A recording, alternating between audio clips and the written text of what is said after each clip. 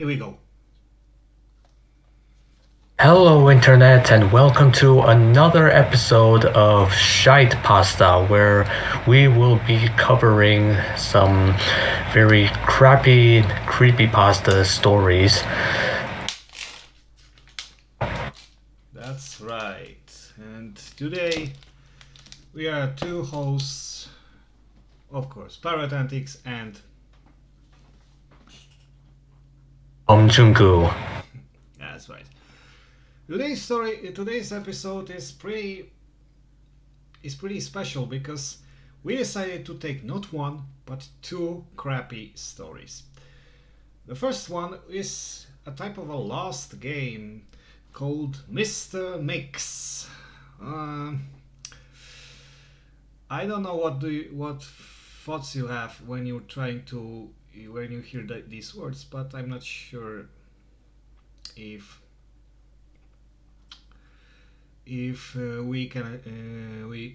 us two can have similar thoughts, because for me it's like, I don't know, it sounds more like a creamy product name, like a cream for the cakes, but never mind. And the second story is way more iconic in the creepypasta community, because that's the story that began the trend of hyperrealism and the stopwatch, and kickstarted the lost episodes genre. Ladies and gentlemen, we will cover as the second topic the Squidward's suicide. But let's now mix some dough and bake some cakes, shall we? Here we go! Does anyone remember an old PC game from the early 1990s called Mr. Mix? Honestly, I have played a couple of 1990s games, but highly doubt there was any like that. I mean, Wolfenstein 3D, for sure, and some, for a brief moment, Doom. And that's it. I don't know about you, June, but I don't think I remember that. Well, back in my day, I only used to play edutainment games like, say, the I Spy series, so yeah, I'm a total stranger to something like this. Yeah. It's mainly a typing game similar to Mario Teaches Typing, where you have to type words into the box to make a chef, the titular Mr. Mix, put ingredients into a bowl. Typing game. Okay, I know one typing program to learn quick typing, but it wasn't made in 1990s. It was made like early 2000s, because it worked on Windows 98 upwards, not on the DOS. Mamma mia! Unlike most typing games, however, this game is notorious for having an insane difficulty curve. Ooh. So it's like the Dark Souls of typing games. Possibly. That game has a words per minute requirement for each level, being as low as 10 on level 1 and as high as 85 on the third. Really? 85 words per minute just to pass the third level. How fast you would have No kid is that much of a master at typing. Honestly, that's an overkill. By level 5, the requirement reaches over 500, effectively making it impossible to proceed any further. Because you would need to fire at your keyboard from a machine gun. I don't know. What does the scouter say about the required word count? It's over 500! What? There's no way that can be right. Honestly, I don't think anyone would be able to do that, at least in 1990s alone. One of the main things that people noticed about this game immediately was the background music. The music on the first level was an unsettling pattern of growls that got progressively louder as the level went on, often causing damage to early computer speakers that were not designed to handle extremely high volumes of sound. You mean those beepers that were set inside the computer's cases, those pesky beepers that kept beeping each time the PC was booting up, either to signal it was okay with beep, or rather a cacophony of beeps when there were errors. And this was early 1990s. Man, this game was doing ear rape before YouTube poops made it cool.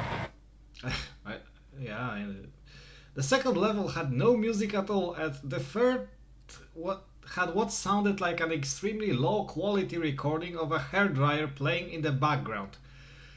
I'm pretty sure the PC speakers were not able to play that. Maybe early Sound Blaster, but not the PC speaker. Sorry. What was it, an amplifier? The remaining two levels had an extremely loud, high-pitched ringing throughout the level that caused severe eardrum damage to those who managed to get that far. Assuming their PC speakers or their regular speakers didn't burn up with those levels 1 and 3 before that. Again, ear rape. That must have been an amplifier. Yeah, especially. Oh, and hello, Vile. Sorry, I hello. Didn't see you. So welcome, Vile, again. Another rather disturbing aspect of the game was the design of Mr. Mix himself. He was a large, round-faced, overweight man with large beady eyes and red spots on his cheeks. My God, it's like I would throw something about cook, a fat baker. That's quite the stereotype. Really, yeah, fat cook or whatever. And also he had a makeup, like he went from, I don't know, I would say Five Nights at Freddy's, but this is not the Balloon Boy. Time. Well, maybe like the Balloon Boy. Maybe Chuck E. Cheese, I don't know. Pasquale. Oh, maybe. Most children who played the game reported having vivid nightmares of Mr. Mix speaking to them in a quiet, raspy voice and threatening them to keep quiet about something. 1, 2, Mr. Mix is coming for you. And threatening them to keep quiet about something. I'm pretty sure you meant threatening them to stay quiet. How much better does it sound with that little word change? But that's just half of the story. Thank God. However, none of them could remember exactly what that was, because he was speaking in hexadecimal code or whatever the hell. One psychologist who saw many of these children reported being disturbed by the sheer amount of terror on the faces of the children as they recounted the details of the nightmare. I hope that psychologist ran a journal. Many of the children broke down into tears in the process, begging for their parents to save them. Eurobeat intensifies. Wake me up inside, can't wake up, wake me up inside, save me! I mean, Eurobeat, not Evanescence, but that would suffice too. However, no direct relationship to the game itself could be determined by these few cases, as not all children suffered the same adverse effects. And I presume they were, you couldn't get that much data because they were like living thousands of miles apart. Probably. For obvious reasons, this game did not sell very well. It remained in relative obscurity until a few years ago when PC hackers got a hold of a ROM of the game and started digging through it. A ROM for a DOS game! I'm pretty sure you could have like the setup program for this game, or at least, I don't know, the floppy data, not a ROM on the cartridge. Unless that was some proprietary. It's probably a CD-ROM. Maybe a CD-ROM, but early 1990s, I highly doubt that. Possibly it had to be distributed on the floppies. I thought there was gonna be some leaps of logic in terms of Please tech send us within your the floppy. story. Oh no, Hong Kong 97. Oh, maybe. Using memory hacking software, they managed to crack the game's code and bypass the impossible 5th level. What they found, however, was extremely disturbing and caused many of them to quit the expedition altogether. Oh my god, they got a scary virus that made a mess out of the screen. Actually no, because according to these reports, these hackers left behind, the game behaves very strangely if the 5th level is bypassed. The game crashes violently and closes, writing a bunch of files to the user's System32 directory. DOS does not have System32! At least not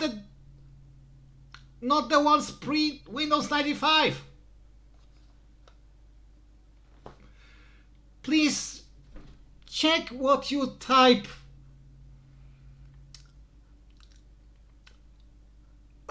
This is... I know some old computers a little bit. Maybe not as much as the absolute pros, but I am completely certain DOS does not have System32, because for the most of the time it was a 16-bit system.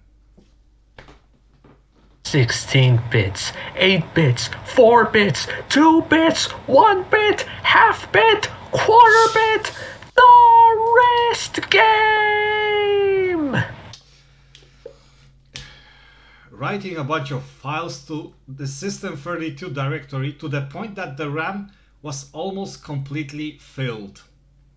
Yeah, because as we know, 640 kilobytes of RAM would suffice enough for everyone.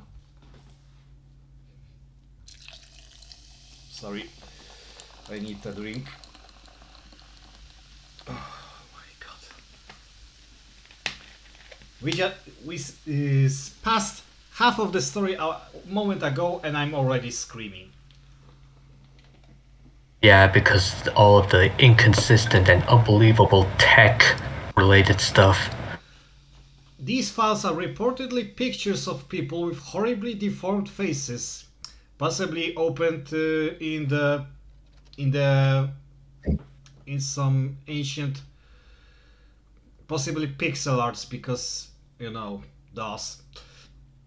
Appearing to scream in pain and agony, with their eyes appearing to, I mean, not the pixel arts, the ASCII arts. Sorry. Appearing to scream in pain and agony, with their eyes appearing to be bleeding from the tear ducts. Oh my god, give me a cross! Because this Sonic Hedgehog god wannabe has returned. Oh dear god, Sonic EXE flashbacks! Who does he think he is? Zamasu? Jesus, no. And the outer layer of skin torn clean off in multiple places. Skin torn off, oh god, now it's after school flashbacks. Or maybe it's Resident Evil, but wait a second, Resident Evil didn't come until 1997? Or what?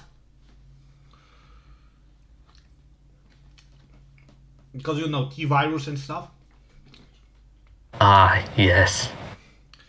If the user attempts to delete these files, the computer will violently crash and blue screen. DOS does not have a blue screen.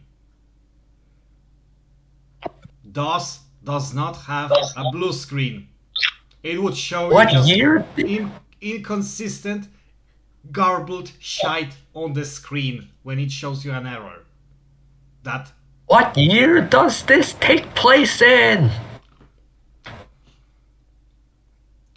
causing permanent irreparable damage to the user's hard drive. Yeah, because it's gonna start spinning like at 150% of its nominal RPM ratio and will just blow up. You know, I can spin like the hard drive's plate to like 72,000 RPM, and then it will just snap.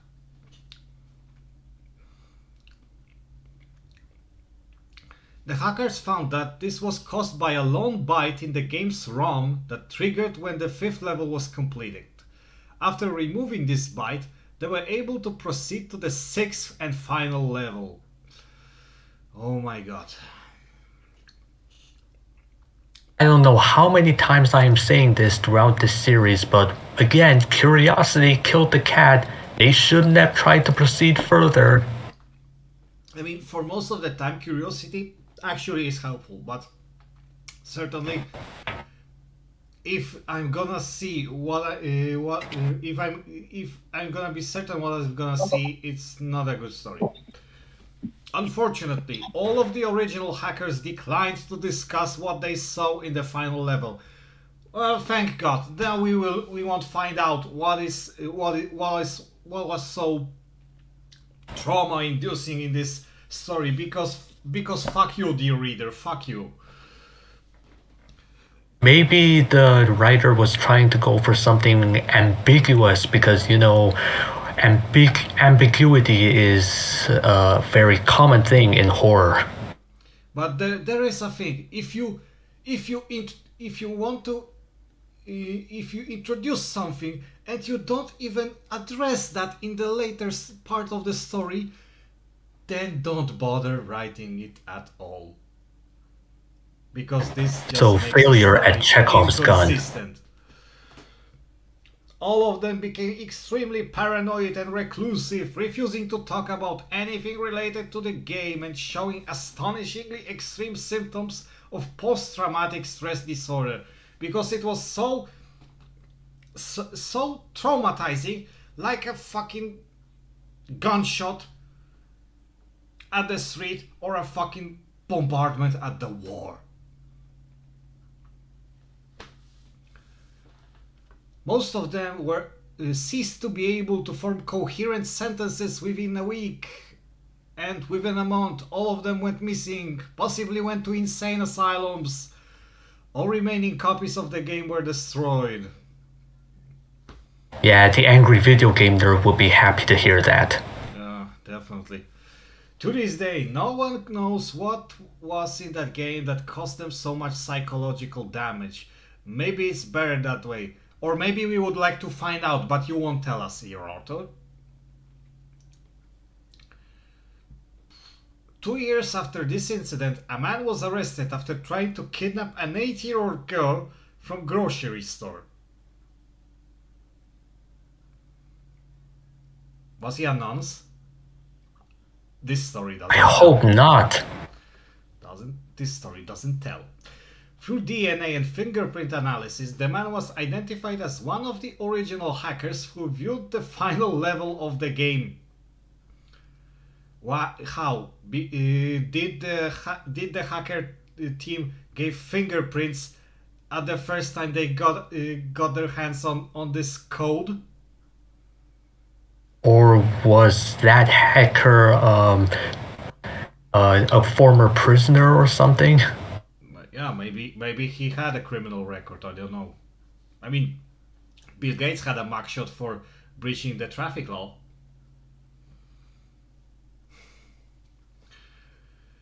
He was wearing a white chef's hat and had a look of unspeakable malice and insanity on his face.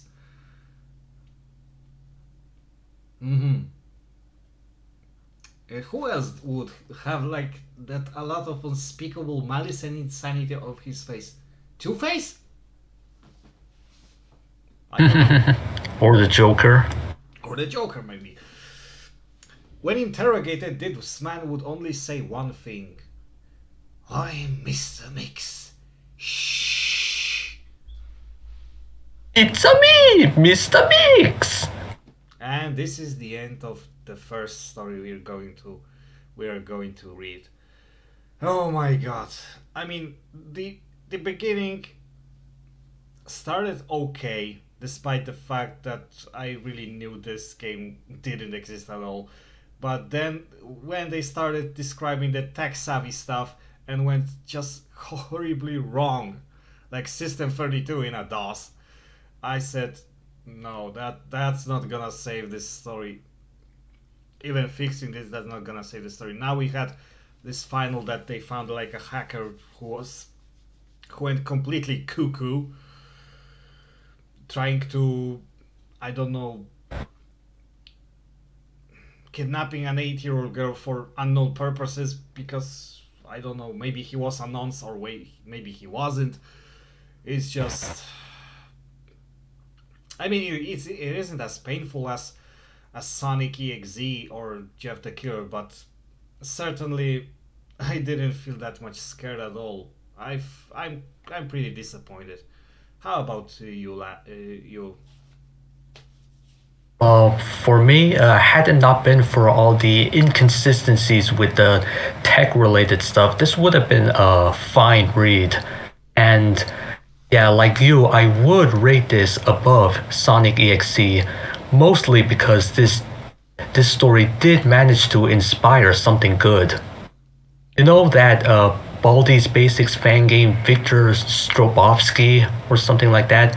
There's actually a character in that game inspired by Mr. Mix. At least this is a plus. That story gave a good spin-off. If he can't Yeah. say that. So definitely it didn't try hard, at least tried normally, but it it was a fail. Although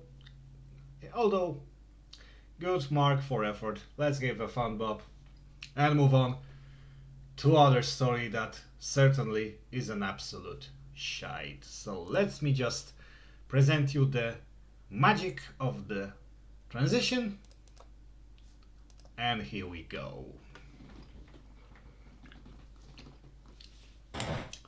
I just want to start off by saying if you want an answer at the end, prepare to be disappointed. There just isn't one. Well, I can safely close the editor and just end this story, but that's not what you want, lads. Spoiler pretty much from the beginning. Yeah. I was an intern at Nickelodeon Studios for a year in 2005 for my degree in animation. It wasn't paid, of course, most internships aren't, but it did have some perks beyond education. Oh, surely, I'm pretty sure this internship will make you a good employee for, I don't know, Pizza Hut, Subway, McDonald's, KFC. Oh wait, you wanted animation? Ah, yeah, but at least those jobs aren't as shite. What do I know? To adults, it might not seem like a big one, but most kids at the time would shit themselves over it. Really. I'm not so convinced. That exciting, huh? Now, since I work directly with the editors and animators, I got to view the new episodes days before they aired. I'll get right to it without giving too many unnecessary details.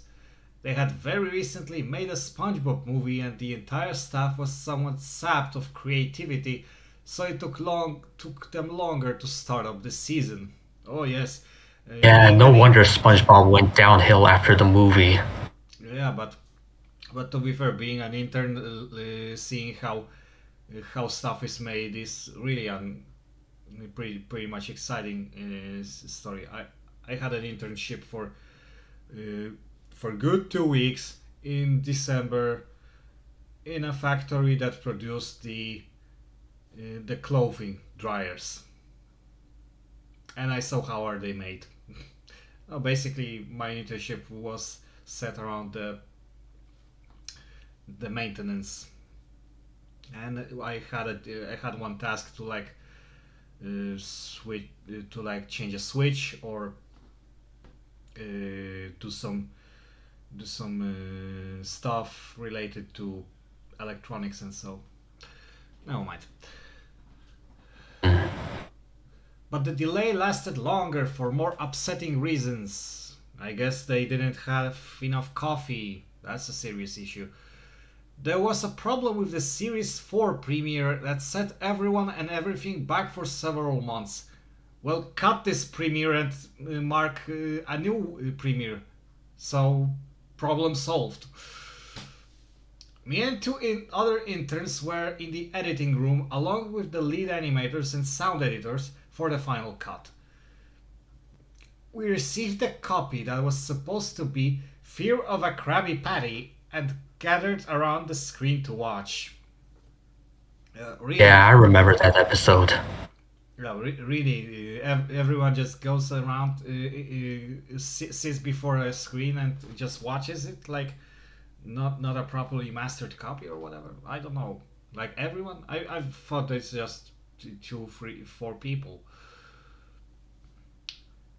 Now, given that it isn't final yet, animators often put up a mock title card, sort of an inside joke for us, with phony, oftentimes lewd titles, such as How Sex Doesn't Work, instead of Rockabye by Valve, when SpongeBob and Patrick adopt a sea scallop.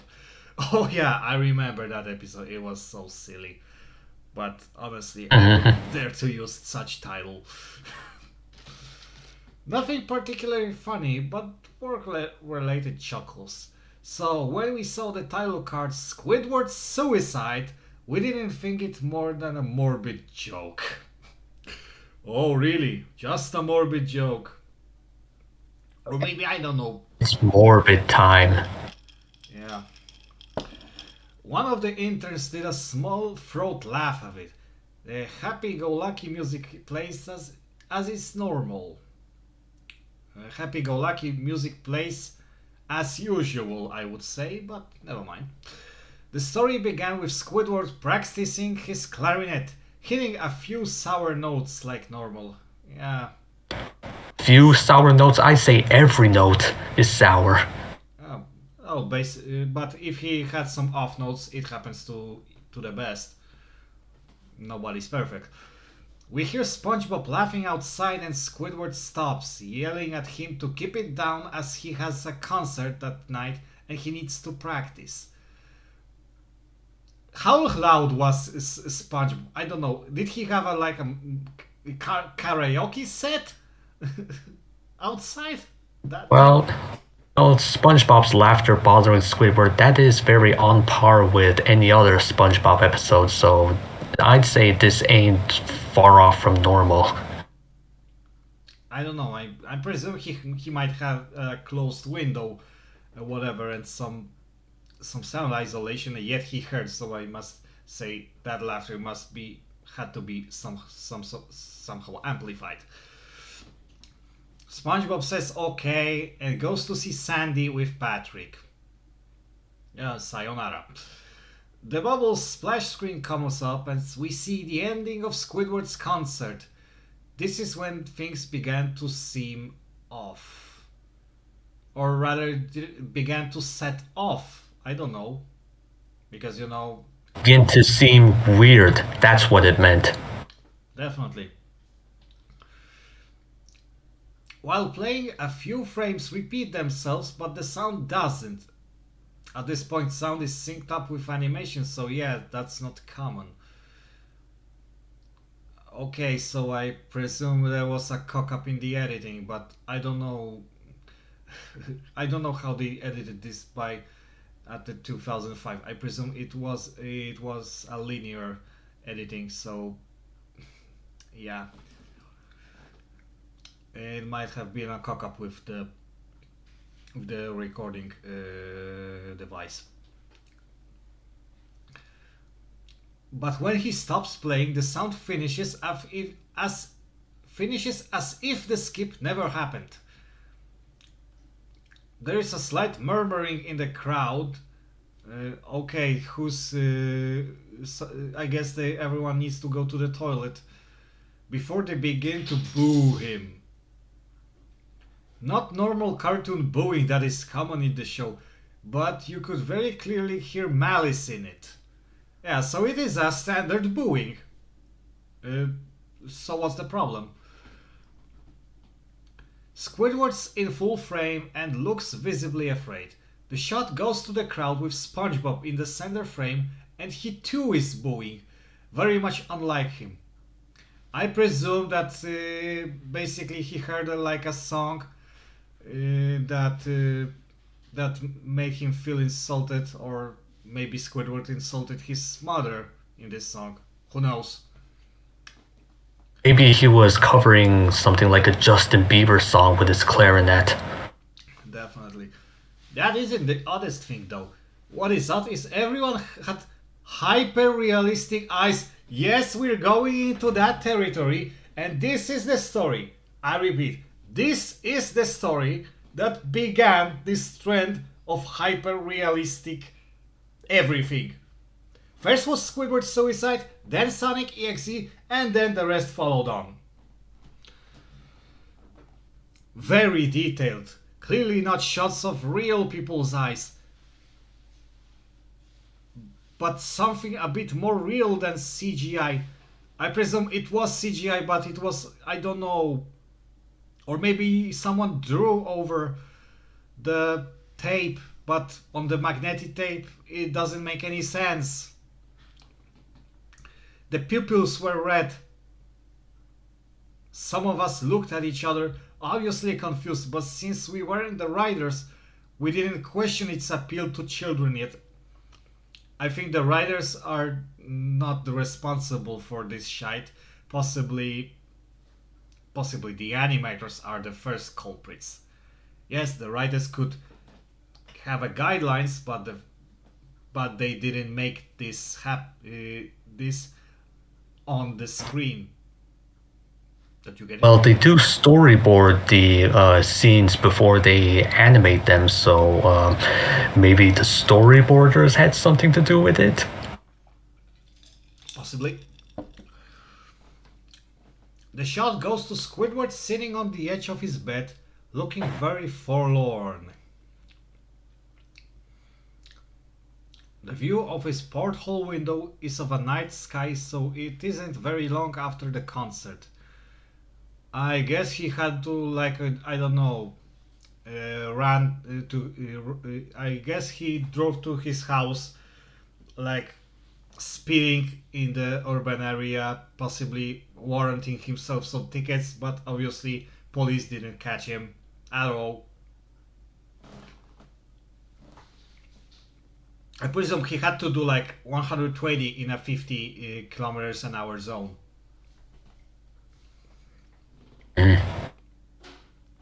The unsettling part is, at this point, there is no sound. Literally no sound. Not even the feedback from... silence is deafening. Not even the feedback from the speakers in the room. It's as if the speakers were turned off, though their status showed them working perfectly. Really, not even a distortion. Not even a distortion noise that's practically common with the speakers that I can hear almost all the time, even if it's faint. I'm pretty sure that it would be recorded as well. I mean, if there was really no sound, someone had to cut it off.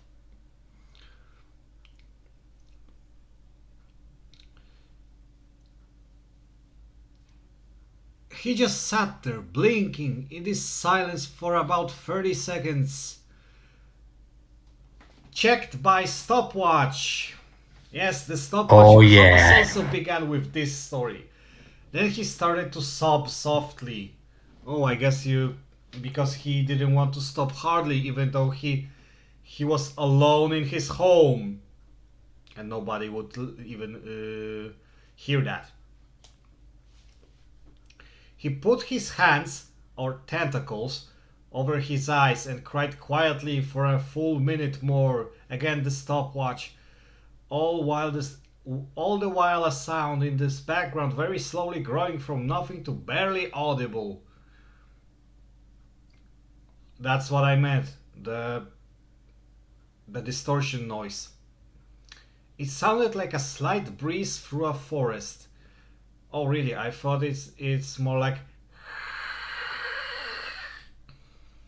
you know, usual stuff when you like you have to tune up your radio.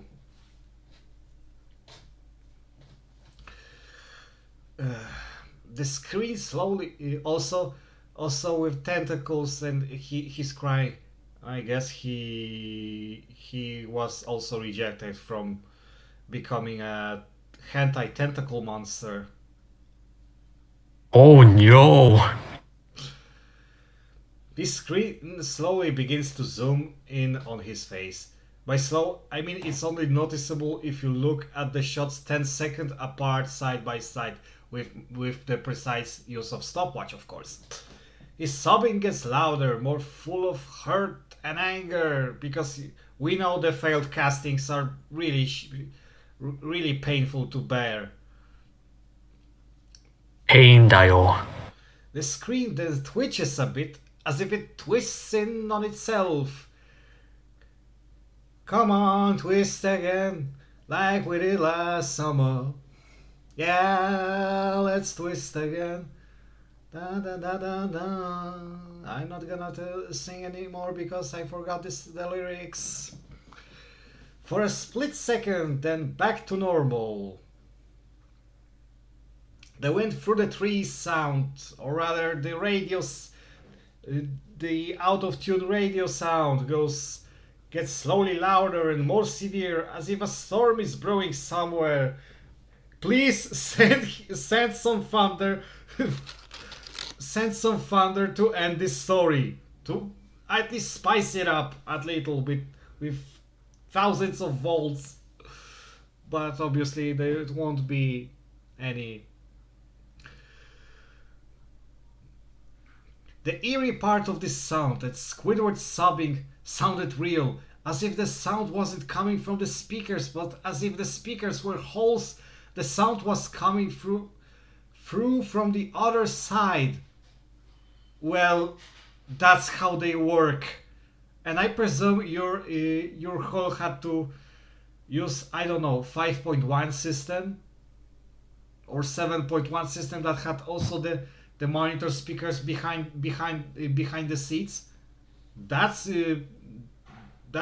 was possible in 2005, as I presume. As good a sound as the studio likes to have, they don't purchase the equipment to be that good to produce the sound of that quality. Then how could you hear it like it was just between you when the speakers were directly in front of you? I don't know. So maybe you just have a shitty insulation, which is unacceptable for the studio.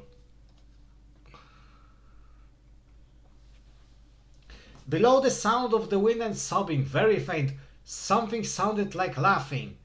It came at odd intervals and never lasted more than a second. Stopwatch. So you had a hard time pinning it. We watched this show twice, so pardon me if things sound too specific, but I've had time to think about them. Oh really? And you also had time to think of all that stopwatch moments. After 30 seconds of this stopwatch, the screen blurred and twitched violently, and something flashed over the screen as if a single frame was replaced.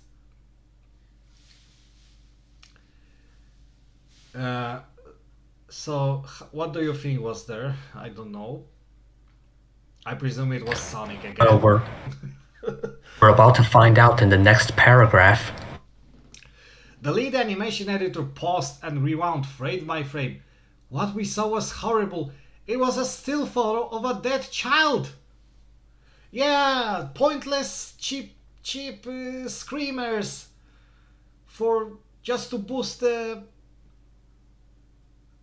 scariness of the story from a series that's not scary at all. He couldn't have been more than 6. Go fuck yourself. The face was mangled and bloodied, one eye dangling over his upturned face popped. He was naked down to his other... Fuck off! Get off with those nonsense things! Get it off! FBI, open up! His stomach crudely cut open and his entrails laying beside him. Yeah, that doesn't be, but he was naked, he was stripped, then go fuck yourself. Go fuck yourself. You don't even deserve to be called a human being.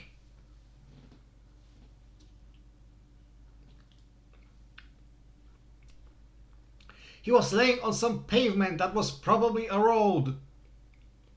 Well, pavement is a road for pedestrians. If the purpose of that description was to disturb us, then I'd say job well done, but come on, did it really have to be this disturbing? Definitely. The most upsetting part was there was a shadow of a photographer.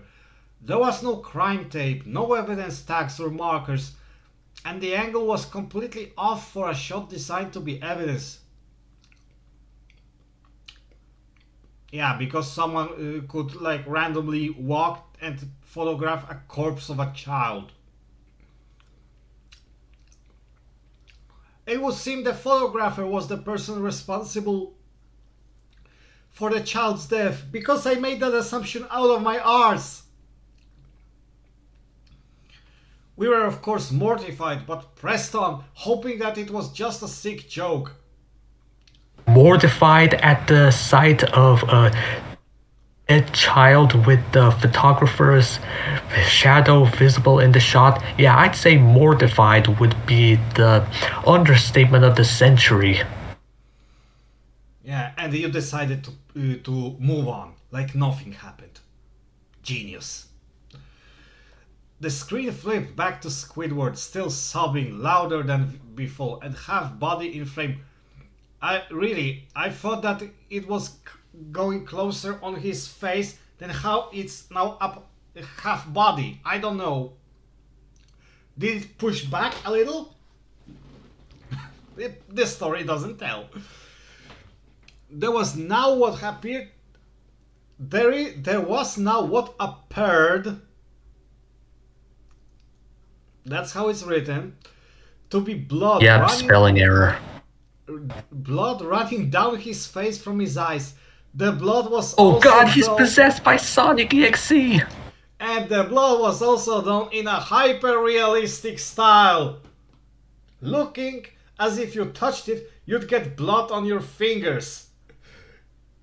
I don't think that would be possible to touch the bloody screen, to taste, to then feel the blood on your face. And again, hyper-realism. Just awesome. Just awesome. The wind sounded now as if it were that of a gale blowing through the forest. There were even snapping sound of branches. Oh my god, you have a hurricane down there. Here I am! Rock you like a hurricane! The laughing, a deep baritone. Oh, maybe I really thought that was a tenor. Lasting at longer intervals and coming more frequently. After about 20 seconds, the screen again twisted and showed a single frame photo. We know it was 20 seconds because we had a stopwatch with us. Of course. The editor was reluctant to go back. We all were, but he knew he had to. No, he didn't. He could just shut it off and say, "Fuck it, fuck you. We're not putting this. Fuck you. I need a break. I need a, like, I don't know, 2 days of paid leave. Because I can't work with such morons. This time the photo was that of what appeared to be a little girl no older than the first child. Fuck off! She was laying on her stomach, her barrettes in a pool of blood next to her. Her left eye was too popped out and popped, naked except for underparts. Fuck off once again! Go to all of the hell! We don't want this nonsense shite! Bad enough that the children are all mutilated and shit. Do you really have to describe that they don't even have clothes on them? Like, I think not. Her entrails were piled on top of her above another crude cut along her back. Again, the body was on the street and the photographer's shadow was visible, very similar in size and shape to the first. I had to choke back vomit, and one intern, the only female in the room, ran out. I presume that was a sane reaction, and I presume she decided to call the police because she saw a nonsense stuff. The show resumed. Why? About 5 seconds after this, this time he didn't use stopwatch. He said about 5 minutes. That might be like 4 seconds, 6 seconds. You can interpret that. After the second photo played, Squidward went silent, as did all sound. Like it was when the scene started. Yes, again, because the master track was cut again. He put his tentacles down and his eyes were now done in hyper-realism. Oh my god. Like the others were in the beginning of this episode. No, they weren't in the beginning. They were just about slightly after the beginning. They were bleeding, bloodshot and pulsating. Oh my god, they're gonna just pop out of his eye sockets. He just stared at the screen as if watching the viewer. After about 10 seconds he started sobbing again because he's a pussy. This time not covering his eyes.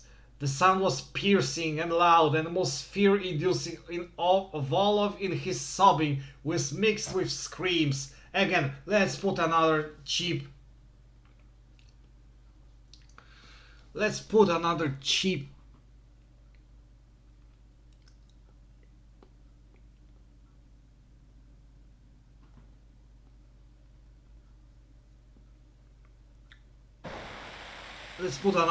scary screamer, because why not?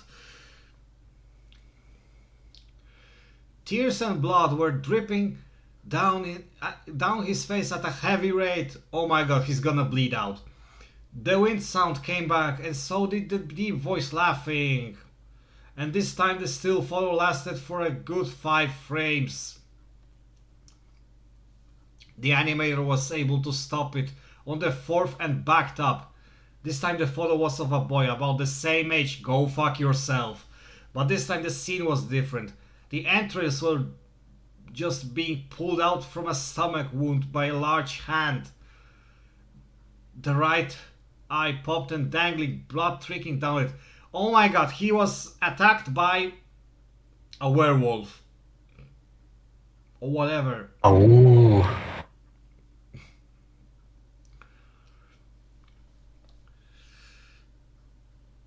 The animator proceeded. He didn't have to. It was hard to believe, but the next one was different, but we couldn't tell what. Oh my gosh. I can't tell the difference even because you haven't told me. He went on to the next, same thing. He went back to the first and played them quicker and I lost it. I vomited on the floor.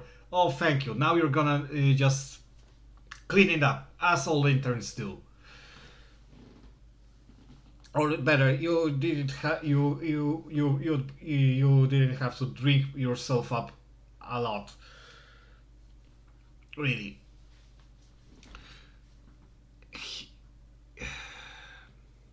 the animating and sound editors gasping at the screen. What was so exciting there? The 5 frames were not as if there were 5 different photos. They were played out as if they were frames from a video. We saw the hand slowly lift out the guts. We saw the kid's eyes focus on it. We saw even 2 frames of the kid beginning to blink. Really, how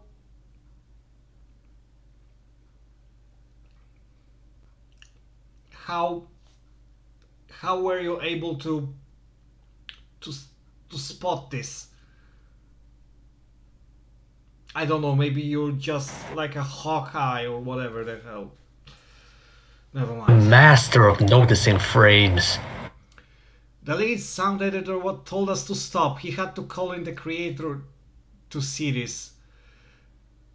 Mr. Hillenburg arrived within about 15 minutes. Oh yes, now you drag the poor lads to see all the criminal stuff, and maybe you'll frame him for I don't know, possessing the non-C material. Go to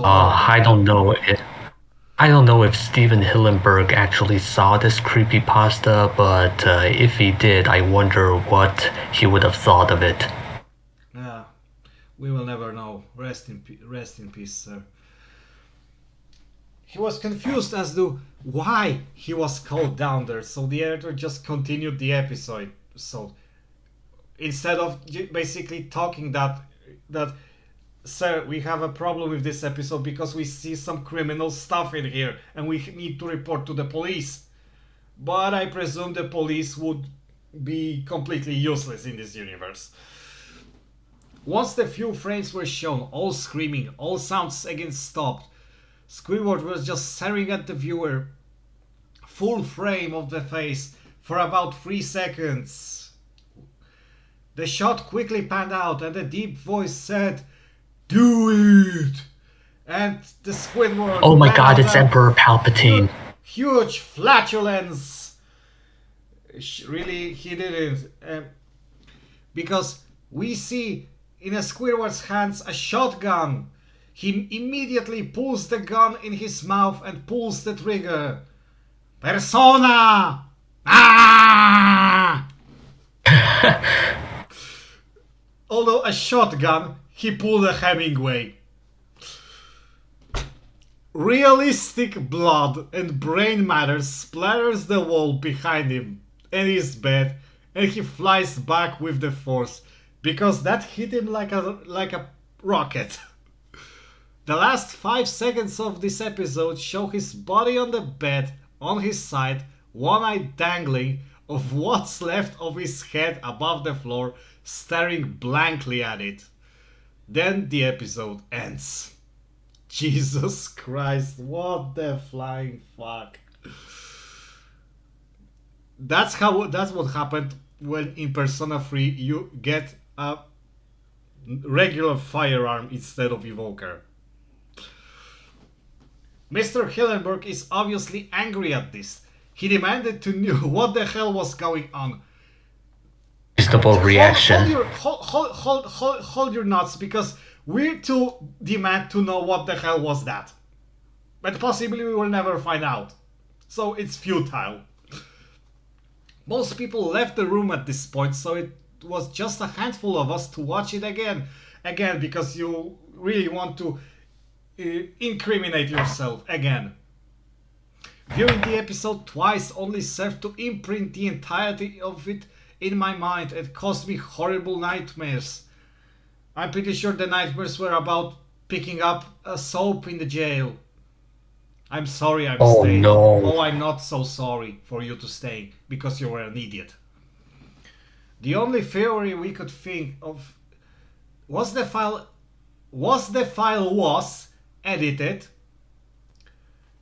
Again, repetitions of verbs for no purpose at all. Was edited by someone in the chain from the drawing studio to here. Yeah, possibly, I don't know, the storyboarders made some piss poor piss poor make joke that it really backfired. The CTO was called in to analyze when it happened. The analysis of the file did show it was edited over by new material. However, the timestamp of it was a mere 24 seconds before we began viewing it. Oh my god, I guess this possibly was done in a hurry. All equipment involved was examined for foreign software and hardware, as well as the glitches, as if the timestamp may have glitched and showed the wrong time, but everything checked out fine. We don't know what happened, and to this day nobody does. Oh really? So all that investigation was basically pointless. There was an investigation due to the nature of the photos. Oh really, you called the police? But nothing came of it, as I thought. No child scene was identified and no clues were gathered from the data involved, nor physical clues in the photos. Is it so hard to compare the photos of the criminal scenes with some usual sites, possible locations? I'm pretty sure that would help. I never believed in unexplainable phenomena before. Oh, this is not unexplainable. I know exactly why it happened. Because it was some dumb story. Because of some dumb made a story that he thought he would be scary if he threw blood, hyperrealism at random, and even present as non-C materials. But now that I have something happen and can't prove anything about it beyond anecdotal evidence, I think twice about things. Oh really? You know what I would think twice about? Think twice about reading a better story. And this is also there was a grammar error. Oh my god. There was a grammar error at the end. But now that I have something happen, it should have been, but now that I have seen something happen. Really, this is pure shite. Maybe it's not as unfiltered autism as Sonic EXE, but I presume there is a portion of it. How large, I can't determine. Well, had it not been for the extremely gratuitous shock factor, I think we would consider this almost competently written. Although, still, overuse of blood, overuse of the word hyper-realistic, even though the story began all that stupid trend. Shocking materials that almost qualify as criminal. Thankfully, we don't see them because I have only the text, but I had a moment that I imagined it, and I was really pissed at this. That's why you heard me shouting all the slurs to the author of this. Yeah, reasonable reaction. And I'm glad this story is completely removed from Creepypasta Wiki, because if it stayed there, it would be a really degenerative factor. Although it's still baffling that Nickelodeon actually referenced this creepypasta in one of the later SpongeBob episodes. I mean, they're not the first and probably not the last, but I presume they were aware of its popularity. I don't know what was the reaction of Mr. Hillenburg himself, but surely someone within the Nickelodeon saw that story and decided, well, let's refer to that story, even though it's possibly a dog shite. Because this is simple fan service, nothing else. This is a dog shite. It just